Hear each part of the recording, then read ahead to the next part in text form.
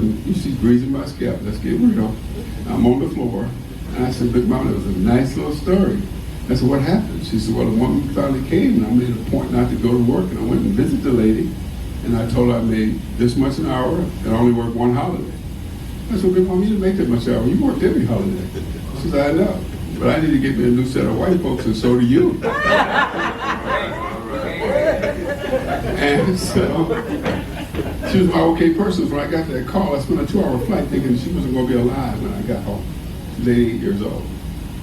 And she's my okay person. I just realized that. She's my okay person. And when I got to the hospital, she was in the coma. I called the sisters of the church because I knew somebody needed to wail. Because that was it. They started wailing around the hospital bed. I grabbed her feet. She woke up and she says, don't worry about those feet. They paid for it. And then she said, where am I? I said, you're in the hospital. You've been here for 2 weeks. I said, what are you doing here? I said, I haven't left your side. I said, well, take me home. During that time, the doctor kept coming in and said, y'all need to prepare. And then there was another doctor that was in on the other side that just popped in when the other doctor was off.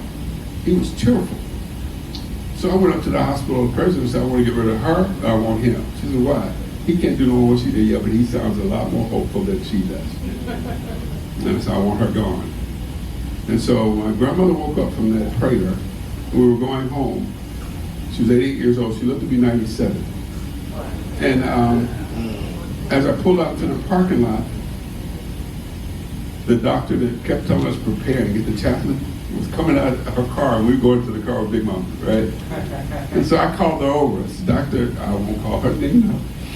That's just my grandmother. You never met her alive because she was in a coma most of the time.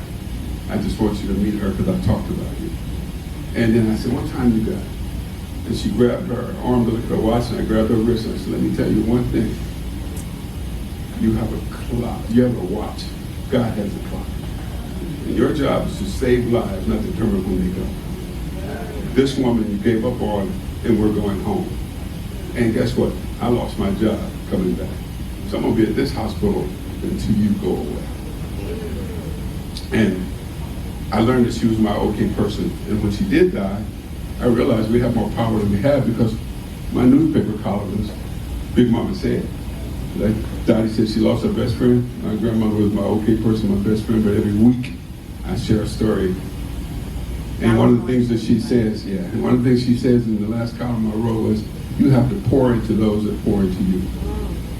Black folks, we need to pour into each other. We have enough money that we don't need anybody's sliced bread but our own. These are business owners up here. This is a singer. She should be fully booked. He should have other vendors that are black. We should have trustworthy. Yes, we have bad black folks, but we need to call them out so they can't come running to you after we done run them off because they did something bad. Straighten them up, straighten them out. We got to do the work. Because guess what? We might go to those other people, but they burned us. So it's our job to make sure that we are viable. That means writing letters, spending money. All right? Sesame Place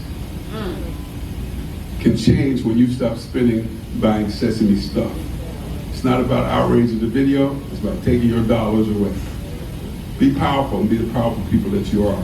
The one thing I learned about what keeps us from moving forward when the devil comes to the highest moment. Some decisions I made, I thought was the divine word of God. It was nothing but my ego. E-G-O. I was easing God out, thinking I know what to do. I had to get out of the driver's seat, get the passenger seat, and let God drive. And I had to surround myself with people who could remind me, no yes people, some good people that said, boy, you crazy, sit your butt down, listen to God. So I invite all of us to get to know everyone in here, the business owners, the patrons, people working at your job, because when you're at a job and you're at a high level, they're going to come for you.